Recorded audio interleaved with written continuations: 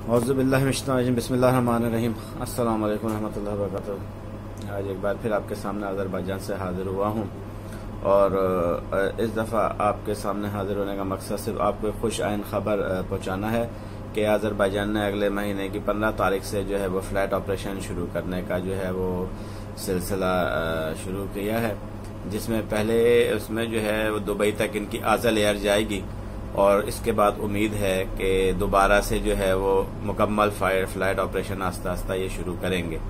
मगर पहले मरहले में जो है ये अपनी आज़ल एयर जो इनकी अपनी अज़रबैजान एयरलाइन है उसको दुबई तक चला रहे हैं और उसके बाद इन्होंने कहा है कि दूसरी फ्लाइटें भी ये कबूल करेंगे और मार्च के एंड तक उम्मीद है कि इंशाअल्लाह कि ये फ्लाइटें जो है वो दोबारा से बहाल हो जाएंगी और अल्लाह करे कि ऐसे ही हो, क्योंकि कोरोना अज़रबैजान से तकरीबन ख़त्म हो गया है और जो इंजेक्शंस हैं वो भी लगना शुरू हो गए हैं।